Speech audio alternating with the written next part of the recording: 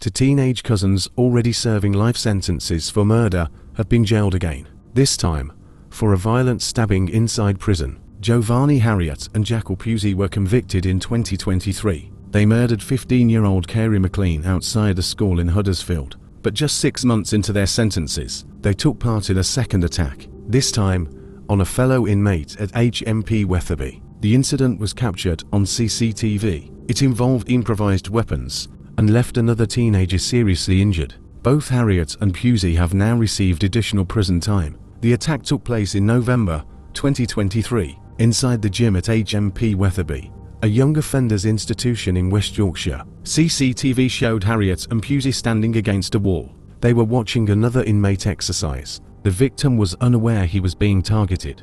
A 17-year-old co-defendant approached the victim. He struck him in the face without warning. That punch triggered a group assault. Harriott and Pusey joined in immediately. They punched, kicked, and stamped on the victim. Then they pulled out improvised knives and began stabbing him. The victim tried to run. He was chased across the gym floor, forced into a corner, and attacked again. The violence lasted less than a minute. Security officers intervened quickly. The victim survived, but suffered serious injuries. At Leeds Crown Court, both defendants admitted grievous bodily harm with intent and possession of a bladed article in prison. Thomas Murray, aged 18, also admitted taking part.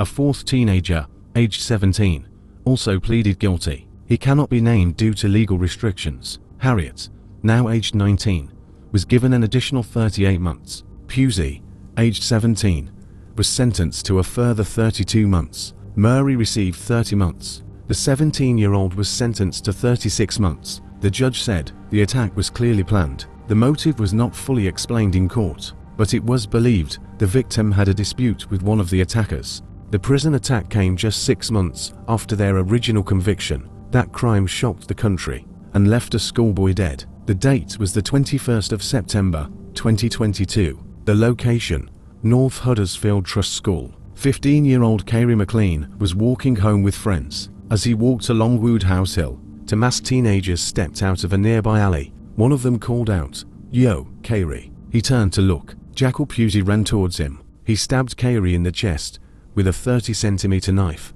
The blade pierced his heart. Jovani Harriott followed. He stabbed Khayri in the leg. The attack happened in broad daylight, in front of other pupils. Khayri collapsed. Friends tried to help.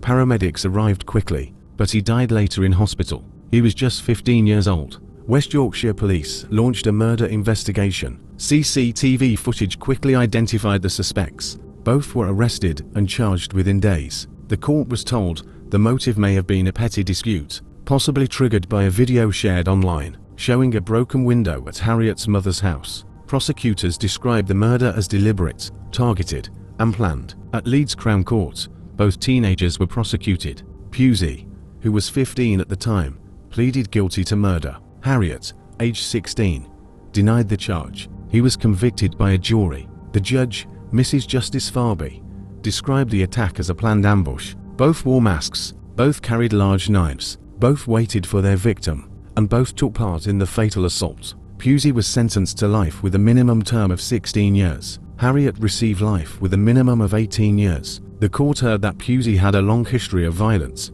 He was shot in a gang incident aged 12. He was dealing drugs by 13. He was involved in a local gang known as the Fartown Boys. A pre-sentence report stated that violence was the norm for him.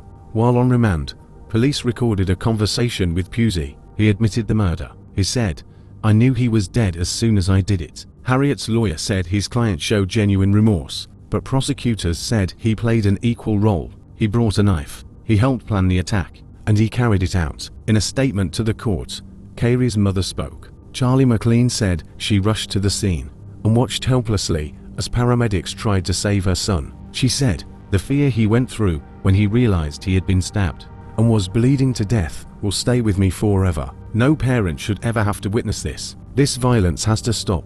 Carrying weapons has to stop." Khayri's friends and family attended court wearing t-shirts with his image. They applauded when the judge lifted reporting restrictions. The names and faces of the killers were made public. Detective Superintendent Mark Bowes led the investigation. Speaking outside court, he said, "This was a well-planned and targeted attack. The level of violence used was extreme. It rightly shocked people across the country. The sentences will not bring Khayri back, but they will keep two dangerous individuals off the streets. Jovani Harriott and Jakele Pusey are now serving life sentences, and they have received additional time for the prison assault. This case highlights the tragic consequences of knife crime and the lasting damage caused by youth violence and gang culture. One boy lost his life, two others have thrown theirs away, and the community continues to grieve. This is the case of Jovani Harriott and Jakele Pusey, two teenagers who carried knives, took a life, and attacked again in prison. Just 6 months later, what began as a petty dispute ended in the murder of a schoolboy and a second violent attack behind bars. Their names will fade from the headlines, but the consequences of what they did will not. Khayri Mclean was just 15. He should have made it home that day. Instead, his family now lives with a sentence of their own for life, and unless something changes, he will not be the last. This is World News Watch. Thanks for watching. Don't forget to like, comment, share, and subscribe. And as always, stay safe.